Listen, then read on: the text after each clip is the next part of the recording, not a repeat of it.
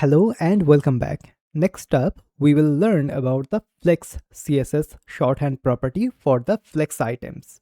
Okay, so before learning about Flex, we have to learn about the constituent properties of the Flex, which are Flex Grow, Flex Shrink, and Flex Basis. We will be learning about these three next. So in this video, we will be learning about the Flex Grow. So I have opened the documentation here.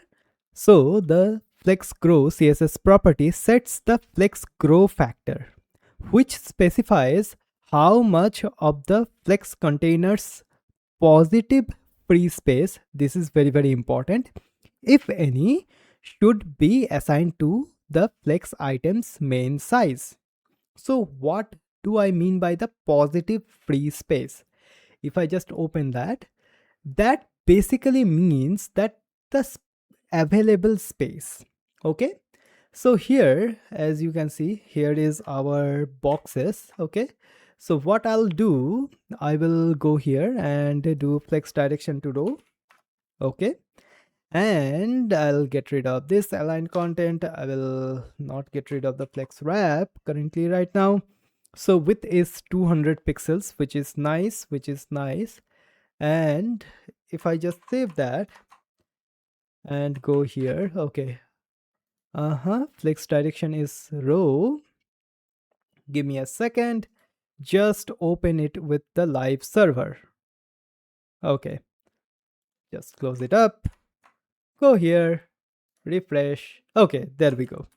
All right, so now what I want here is here, so justify content is center. So let's do flex start and align items.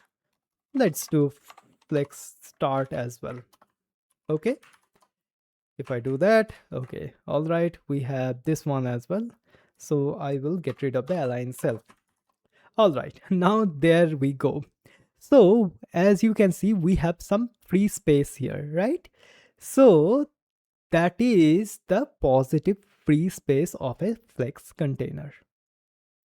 Okay, now for example, if I just grow this first element with the flex grow property here, by the way, the flex grow property expects a unitless number. Okay, so as you can see, 1, 2, or 3, something like that. I will get into all of the numbers and what they mean in a bit.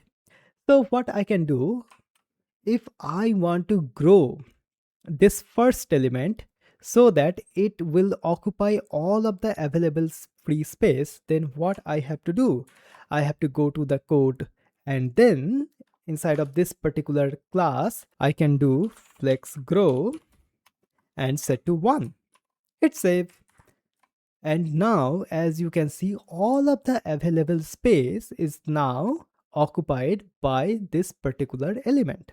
Okay, and if I just do this, okay, all of the available space is now occupied by this element. And now basically what is happening, we have the fixed width, that is why it is not responsive yet. But if we do not have the fixed width, then it will be responsive as well. I can show it to you as well. So if I just go ahead, and for the container we have the width to 1500 pixel. If I do 1600 pixel, then as you can see, once again it is taking all of the available space.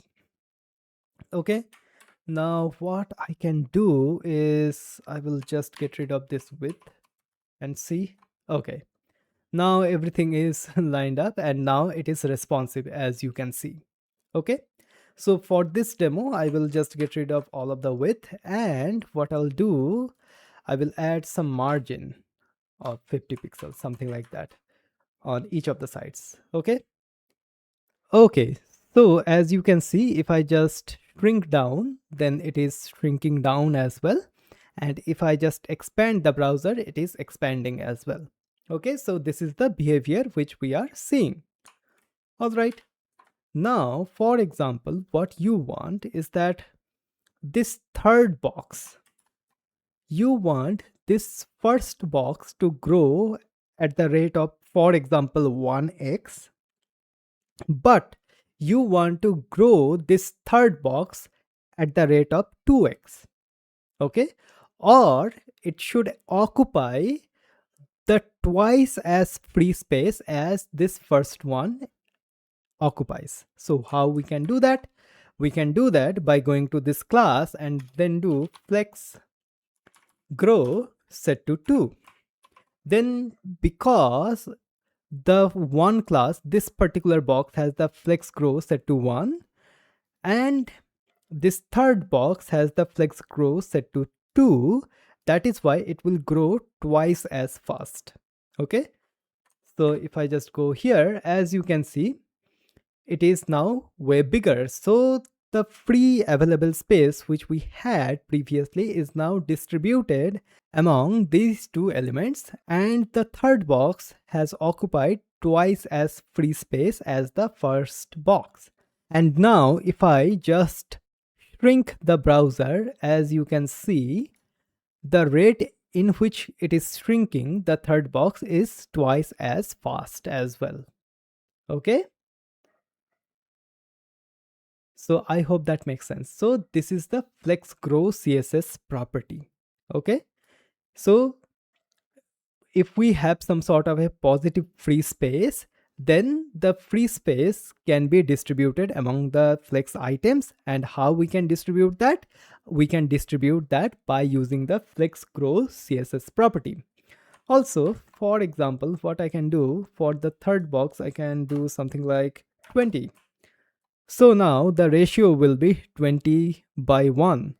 Okay, so now if I just save that, now as you can see, it is way bigger than the first element. And if I just shrink down that, as you can see, it is shrinking down quite fast.